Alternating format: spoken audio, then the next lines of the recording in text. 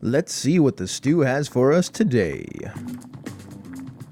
Welcome to the Gnomecast, Gnome Stew's tabletop gaming advice podcast. Here we talk with the other gnomes about gaming things to avoid becoming part of the stew, so I guess we'd better be good.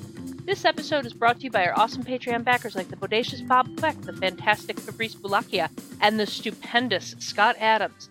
Today we have myself, Ange, along with a couple of old school gnomes, John and Phil.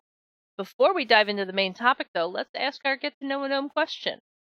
What kind of gaming did you do when in college? How stable was your regular group? And what games did you play most? Phil, I'm going to start with you. Sure, I'm probably the anomaly to this. And so I gamed all through high school, right? I gamed through middle school and high school consistently, right? Like weekly. When I got to college, I did not game during the semester. Yes. I didn't really get into the gaming group that was on my campus, but I had a regular group every break. So as soon as I went home on break, we would immediately start gaming. And so that was the 90s. So I played a bunch of, for sure I played a bunch of Palladium. But the biggest thing I ran during the summers was Amber Diceless. Now, did you have like a campaign that you would like run and then put on pause, or did you just start up a new thing every break? For Amber, we played 2 campaigns. We played them through the summer. The first campaign I ran, I was running twice a week. I was running it Wednesdays and Fridays, which was, in terms of prep and stuff, brutal, right? Like, I was never not prepping the game. Especially in the 90s when the prep was, it's like you did a lot of work for your prep. I was not that much of an improv GM, and Amber is a really wide open game, so there was a lot of work. These are the early anxiety experiences that made you a prepless GM. It made me learn to, it got me to never unprepared, right? Like this was the work that led to never unprepared.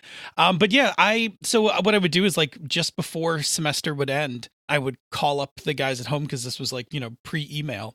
So I would call up the guys at home and be like, hey, I'm, going to be home next week. And we would immediately just jump right back into playing. So that part was really cool. But yeah, cool. No gaming during the semester, which is probably why I did so well in college. And later, not so great in grad school when I did game during grad school. I appreciate your perseverance there, I guess. Yeah. How about you, John? So I did not really start gaming until college. I was never quite allowed to play.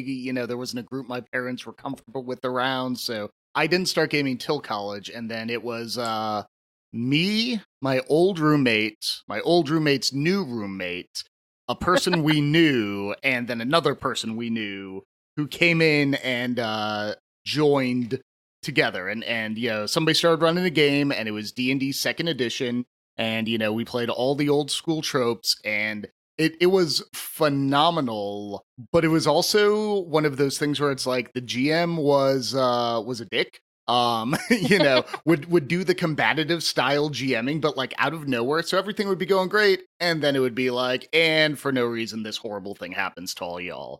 So I think that was a formative experience that made me be like, no, I'm going to make this super fun. Like, I'll make it hard, but I'm not going to just take stuff away from players. Like, it definitely turned me into a bit of a Monty Hall GM sometimes, but Now, did you play multiple times a week or just once a week? We often played like one weekly game, and then we'd all be like, hey, you want to play tonight? Like, and if the schedules lined up, we would, throw in an extra session sort of thing. I do have friends who did fail out of college because of their excessive gaming. Actually at RIT, they kind of like, I gamed Monday and Tuesday and Wednesday and Friday and Saturday, and I'm glad it never got to that point. Our RIT is brutal for that because it's a hard school and it's a high concentration of nerds with similar interests. Yeah, and that's close to where you went, right? Mm-hmm. RIT. So what about you and your college gaming? So I didn't start gaming until late high school, and then actually took it wasn't called a gap year. It was Ange didn't get it accepted into the only school she applied to, so couldn't go to college that first year after high school. So kept gaming with the high school group during that time, and then when I got into actual college, my game master joined the Army Reserves and was going to be gone for 6 months. And oh God, what do? I need gaming. I can't live without gaming for 6 months. So I found a fledgling game club in college, which didn't really go anywhere. We were just given a room we could meet in, and then we just kept hanging out together. And out of that, I started gaming with the same handful of people. And we gamed twice a week, Wednesdays and Fridays, and we played Champions. To be youthful again. Champions Yeah. 2 times a week. So that's what? 2 times a week is what? Like 1 combat? Yeah. It wasn't that bad. It wasn't that bad, but it was close.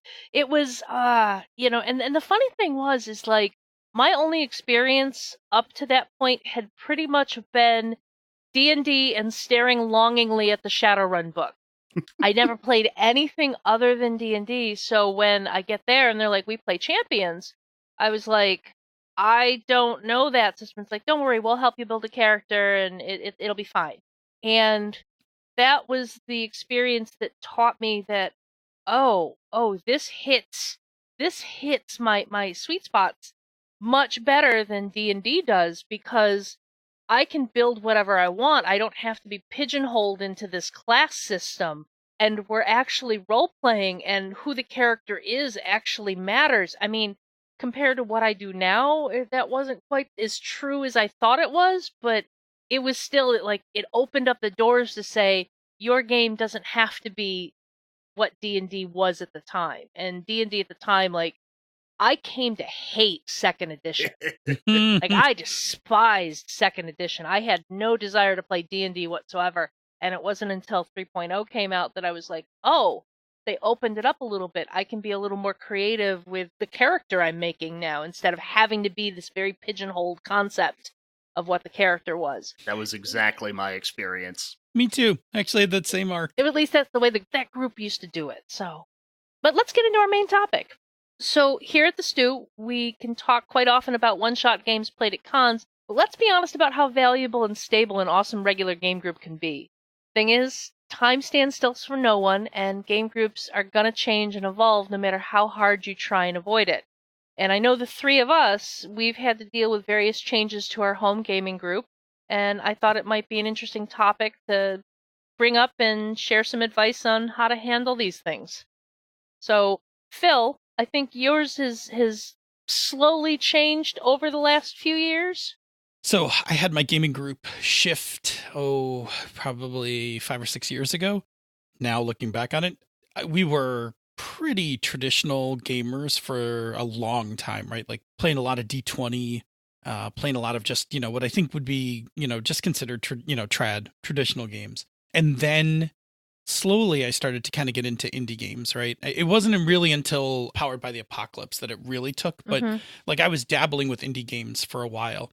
And just about the time when Apocalypse World and PBTA and Fate and all of that took off is when I met Chris, so 2010. And Chris joined my game group. That's almost a decade ago now. Right, Phil. I know. So never mind. This shift is almost a decade old now. God, that seems so long. Anyway, so what happened was Chris joined the group, and I think this is the thing we're going to talk about, right? So no matter how gelled your group is, the second you add or take a person out of the group, you have destabilized the group, and it has to find its own new normal, right? So Chris joined the group, and ultimately that new normal meant that a couple of players left the group because they wanted to just continue playing traditional games. They really wanted to just play crunchy, player crunchy 3.0, things like that.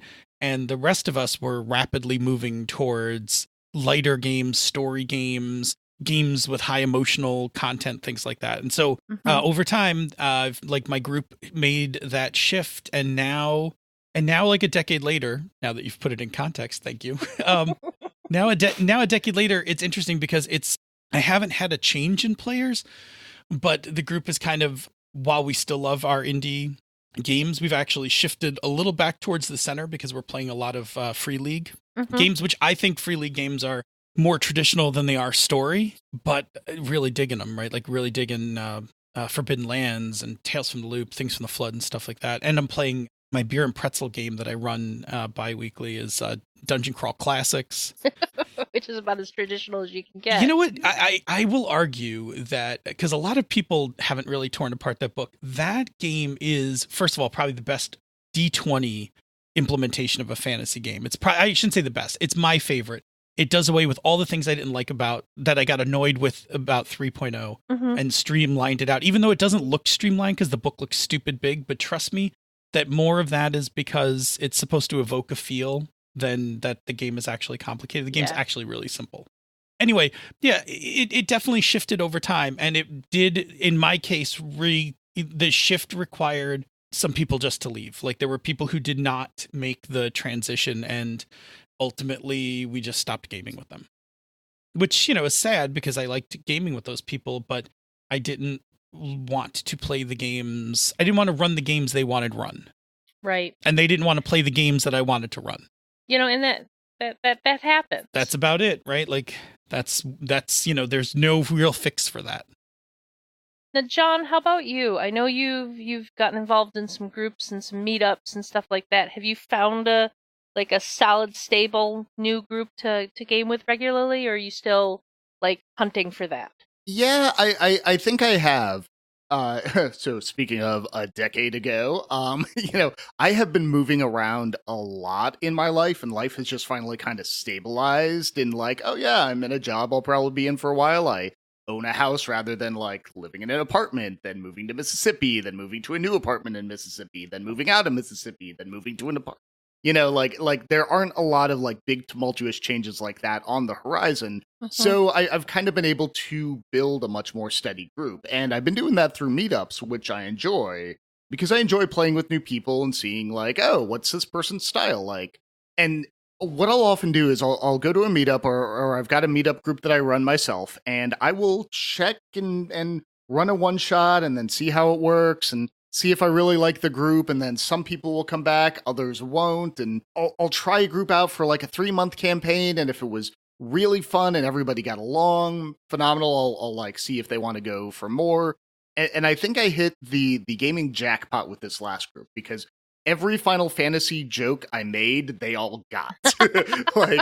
We're all just playing stuff out, and somebody's like, yeah, so I want it like this, but like this, or my name is, going to be like this. And I'm like, that's a reference to Final Fantasy Tactics. They're like, yes. And so I'd be throwing in little jokes and things. So they, what that boiled down to is they all had that same, oh, we love D&D, but we want a little more high fantasy. We want a little more magic. We had the same play style. So I made the invitation to turn it into another 3-month campaign. Okay, went through that. Finally made sure everybody was kind of cool. Nobody seemed like a crazy psycho, or as had happened before when getting into an innocuous conversation about Star Wars and somebody being like, "Yeah, I think the Empire has it right. The Empire is the one who knows. Everybody should follow the Empire."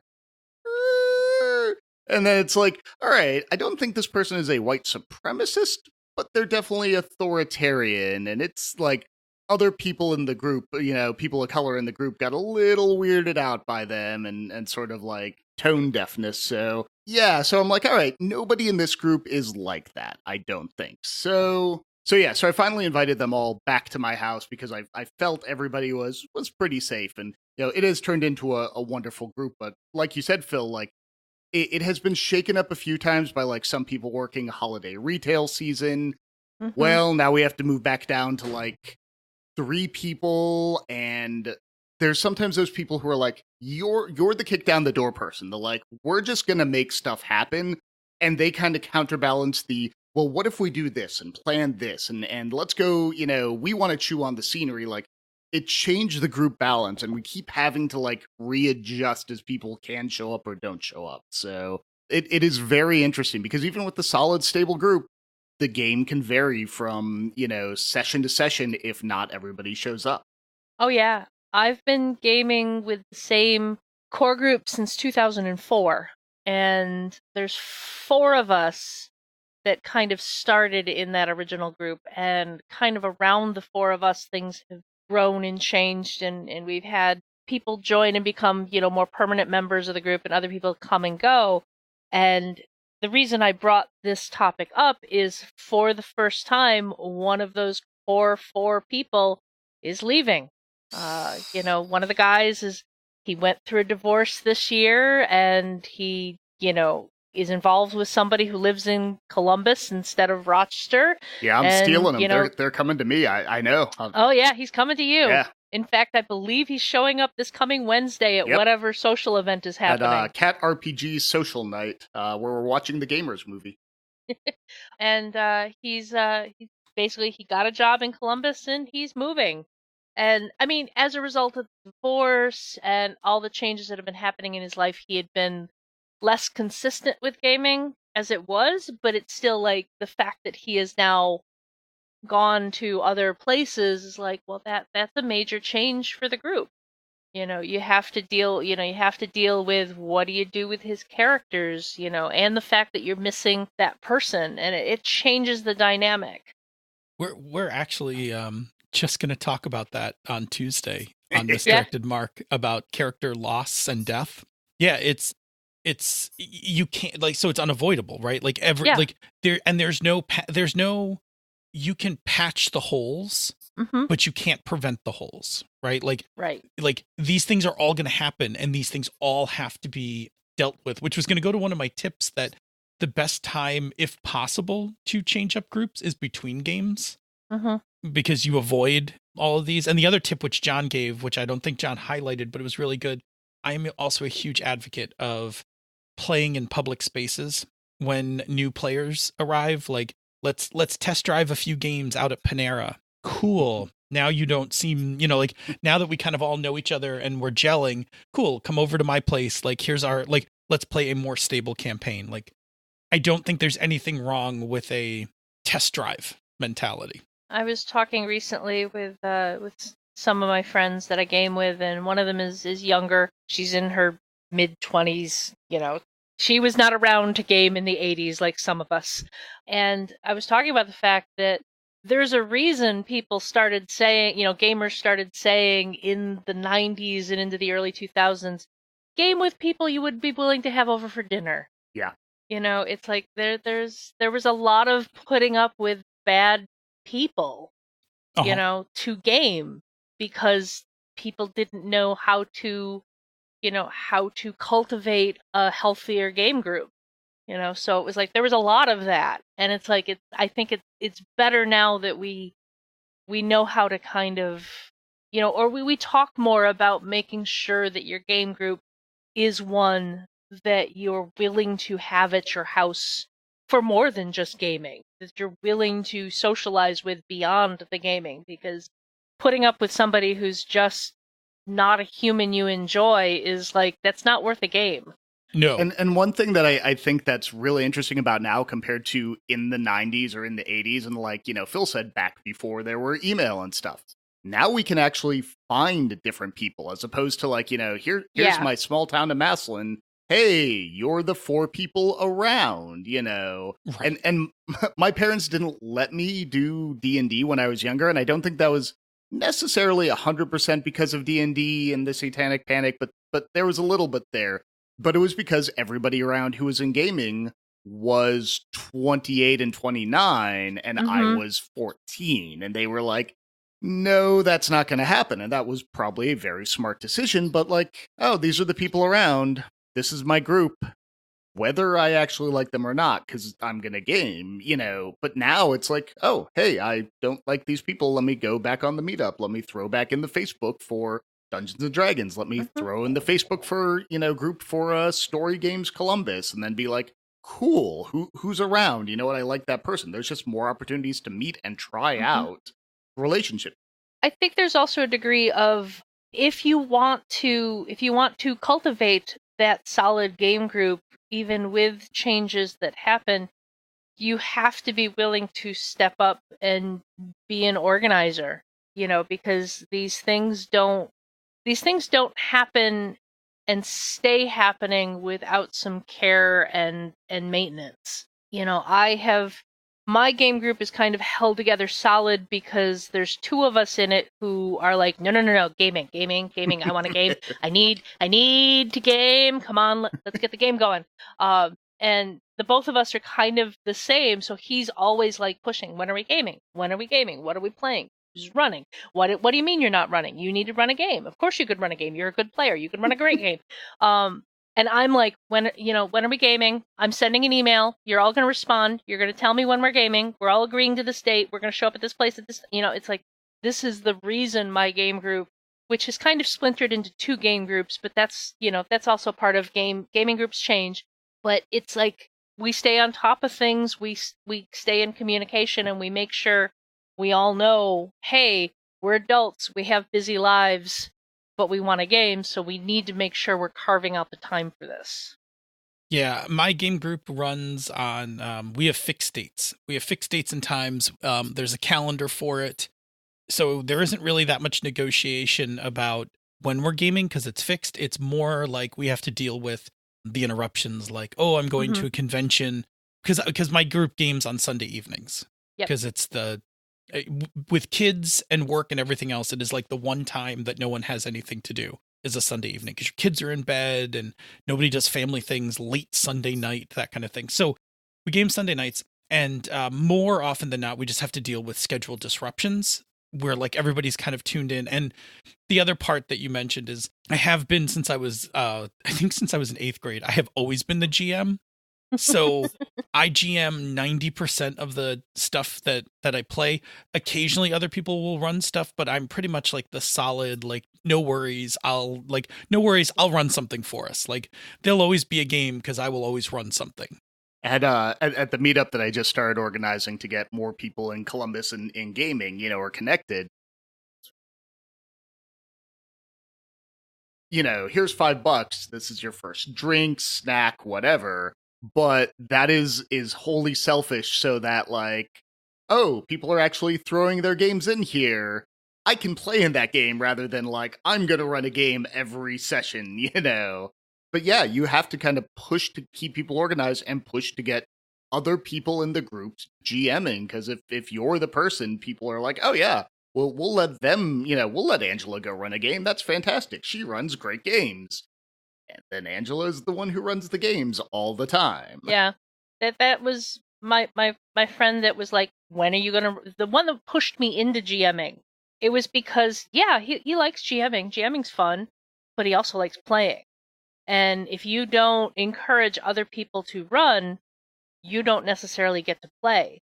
So we've got several of us that take turns running games between the like 2 halves of the group.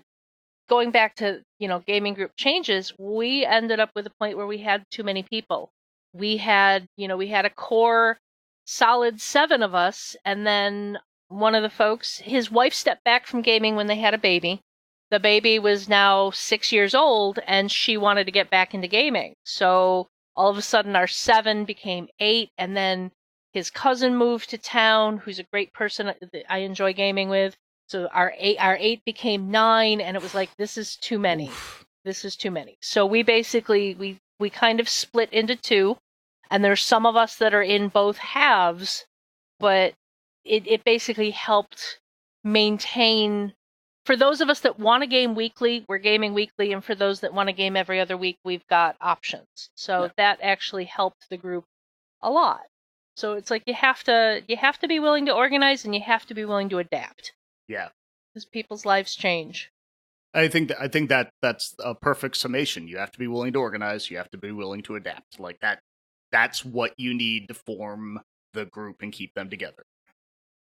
Yeah, and if other people aren't doing it, then you may have to be the one who does it, right? Like, sometimes people get kind of jaded about it or whatever, but the truth of the matter is that in all groups, so gaming groups and teams of people at work and stuff like that, there are people who naturally fill leader roles. There are people who naturally fill support roles and things like that. And if you're a leader type, right? Like, I'm a leader type, right? I'm a project manager at my day job and, all of that stuff. It often falls to me to organize the game group, to keep it running or whatever. And there was a time, I don't know, 15 years ago, where I was like really annoyed about that. Like, why does it have to be me who does all this work? And I tried to just like let it slip.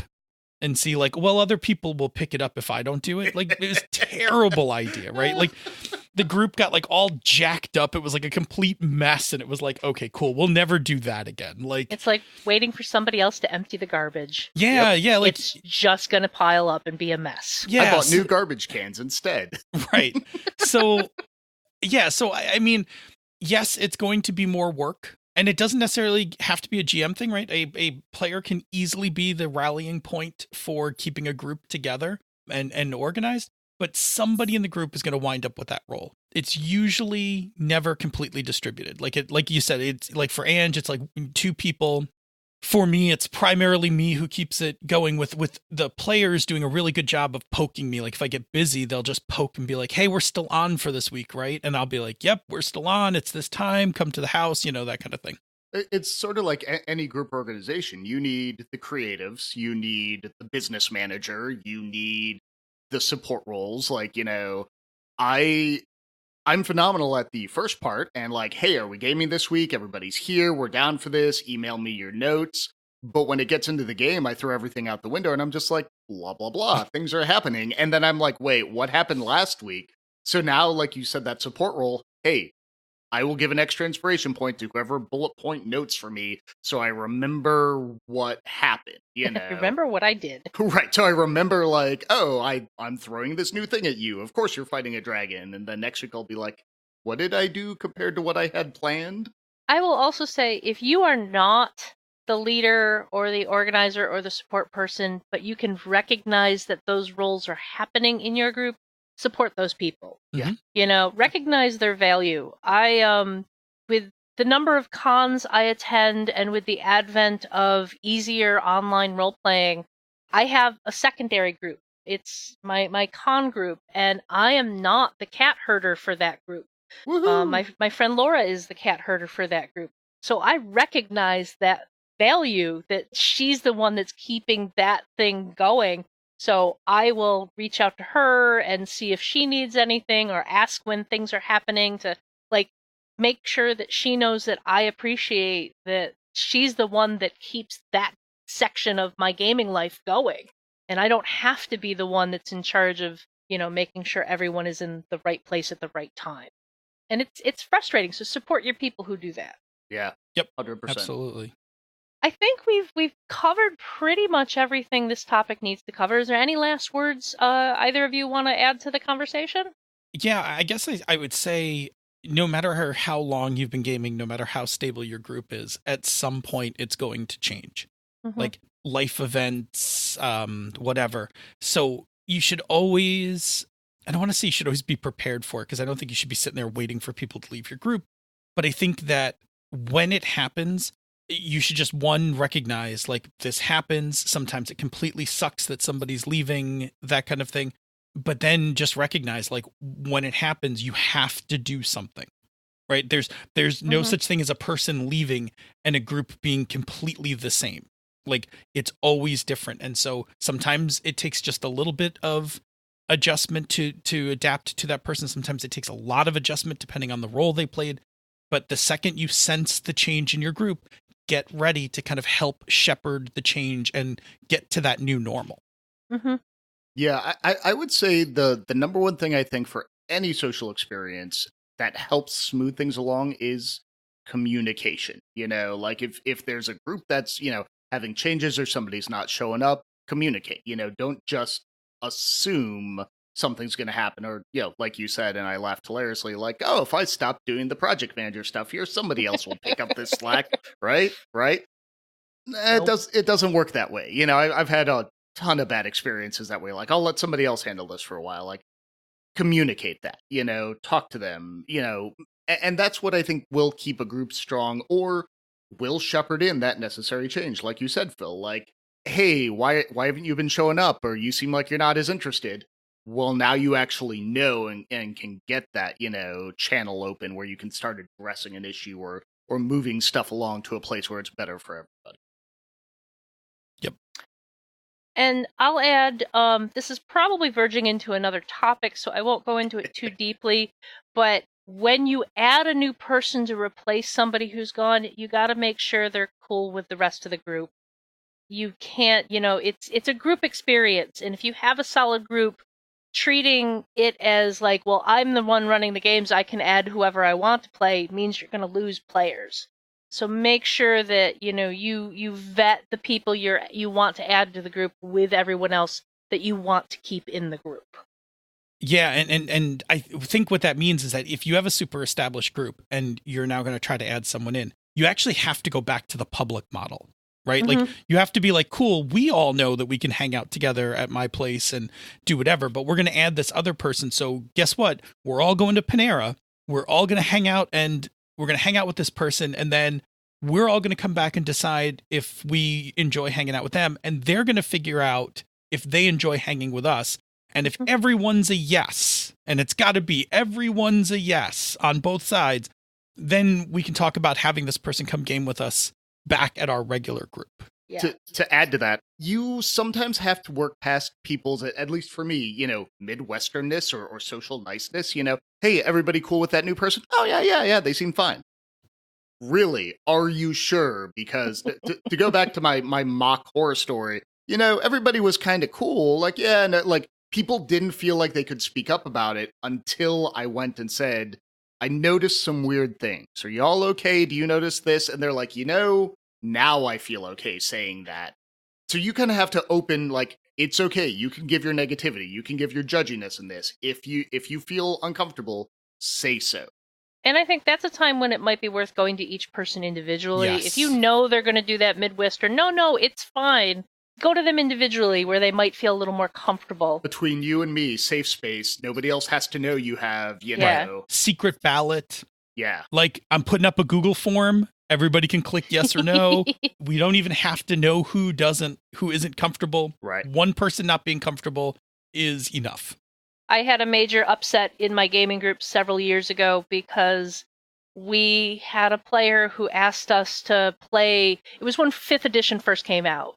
So we were going to play the Mines of Phandelver, the box set, the initial box set that came out. We were going to test the waters, see how the game worked and all that. And she asked if we could play with this friend of hers who wanted to try gaming. And we're like, yeah, sure, we'll give it a try. And at the end of the session, she was inviting this person into our gaming group. Oops. And I couldn't stand this person. So I am not from the Midwest. I'm from New York. And I basically let it be known that was not cool. You are not allowed to do that. No, he cannot have a character in my campaign. And it kind of blew things up, and she ended up leaving the group. And, but it was like, no, you can't do that. You can't assume that it's going to be okay to add somebody without making sure that everyone's going to be cool with it. Yeah. Yep. I absolutely, like, because all you're going to do is further disrupt the group, right? You've added this person in and you're like, yay, we filled in that spot, only to have somebody else leave because they aren't actually okay with that person, or the group having to put that person back out on the street. And like, now the group's in disarray again. Like you should not rush to restabilize. Like you should not rush to fill in your numbers, right? Your effort should be to stabilize your group. And if that's to stabilize it smaller temporarily and then bring around another person, like filling in the seat at the table is not always the best first thing to do. Mm-hmm. All right. I think we should start wrapping this up so that Rob doesn't take off his do-rag, become Mr. Abrazado, and throw me in the pot. Yes.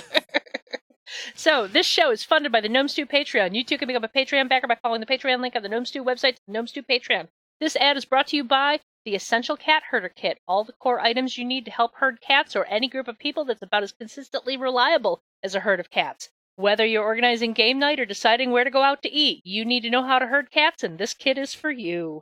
If you're enjoying the Gnomecast, you'll probably like many of the other Misdirected Mark shows. Here's one to check out. Pandas Talking Games. Phil and Senda answer your questions about RPGs from the perspective of one-shots and campaigns, with some panda silliness. You can find all of us at gnomestew.com, at gnomestew on Twitter, and gnomestew on Facebook. Gnomes, where else can we find you on the internet? John, go! Oh, fine. If you look up John Arcadian, you will find me, although I have been a Twitter hermit lately, and I am on Facebook, so the best place to find me right now is trolling Star Citizen forums, because that's usually where I am. But I am on Twitter, and Facebook is John Arcadian, so. Phil, how about you? You can find me primarily at DNA Phil on Twitter, but you can also find out the things I'm doing at Misdirected Mark and at Encoded Designs, which is also things John does as well. Oh, throw the business plug in there, business manager. Yeah. And he said he does that. Right. And where do people find you on the internet? You can find me on Twitter and Instagram as Orikes13, Orikes 13. I will warn everyone, though, and I give this warning every time, Instagram is mostly just pictures of my cats. That's an incentive, not a warning. And table selfies. And table selfies. Table selfies. So many table selfies. I love my table selfies. So, I think we need to ask Rob, hey, did we avoid the stew this week? Mr. Abrazato, did we avoid the stew, please? Please, edit this down, please. Gnomecast is hosted by Misdirected Mark Productions, the media arm of Encoded Designs.